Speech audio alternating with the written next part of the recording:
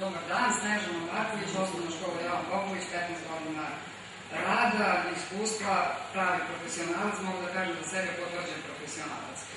Toliko tema načeto, toliko rečenica, toliko srca, žasnutih emocija nas je ovako pomelo danas, te ja nisam mogla da pre završetke pauze nisam htela, ali sam primorana. Najpre da kažem da radim u osnovnoj školi Jovan Popović, iz koje je Zorica Jovanović koja je imala svoje izlaganje i prezentovala svoje iskustva sa autističnim detetom. Veoma lepo, iscrpno i donekle vam uvažene kolege stavila do znanja koliko je teško nama učiteljima da radimo. Maksimalnu podršku. Ja nisam konsultovala društvo učitelja, nismo imali neki poseban sastanak pred ovu tribinu, ali ću govoriti, ja ovako možda srčano, malo temperamentno, malo podrhtava, malo i takva sam temperamentna. Govorit ću iz svog iskustva, ali mislim da se slažem. Drugi kolege sam. Potpunu podršku dajem kolegama direktorozima, potpunu podršku specijalnim školama. Moj otac je bio direktor tehničke smeštaja. Moj otac je možda čovek koji je Leonardo i radio sa mojim ocem, video problem tada, pre 25 godina, kad su deca, srednjoškolci, pokušali da idu u tehnički centar, da tamo idu u školu, gde su deca romske nacionalnosti i druga, kako se to tad, što kaže Ksenija, 50 kategorizacije bilo od idiot, pa onda ovako, onako, pokušavali da ih ubace, gde su tamo, normalno kao deca, njima stavljala ručice u za stezanje metala i tako dalje, gde su bilo maltretirane i onda je na njegov predlog, to je tamo bilo, pametno odlučeno da se srednje škole vrate i da se ta deca u cilju biti svoj na svome, ovo što je Ksenija govorila, ne postoji ništa bolje nego da oni budu u tom okruženju.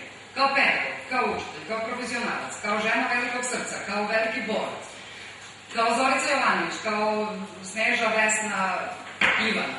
Trudimo se i radimo iz srca i mi ćemo raditi iz srca i mi ćemo ići, što kaže kolega Žabić, na 55 miliona sati obuke.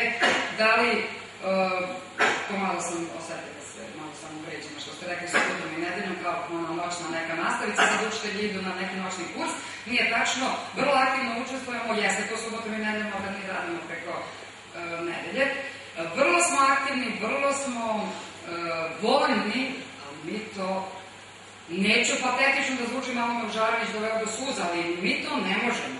Zorica se trudila, ja sam to prošli put na prethodnoj tribini društva defektologa sa koleginicom razgovarala, ona kaže, Snežo, vi ste se, nije tvoja koleginica, ona to nije sad rekla da je svršila 10 kilograma, za te 2 godine da je dobila neka bolest imunosistema, a onda je koleginica iz specijalne škole kazala da mi, učitelji, nismo prošli neki sagorevanje, neki program antisagorevanja učitelja iznutra. Pa mi to nismo prošli, nego je iz oka radili, svi mi radili već godinama iz srca, što se kaže. Pa smo sagoreli, a možda to nije loše za kilažu, malo smo slušali. Želimo i hoćemo, ali nismo obučeni.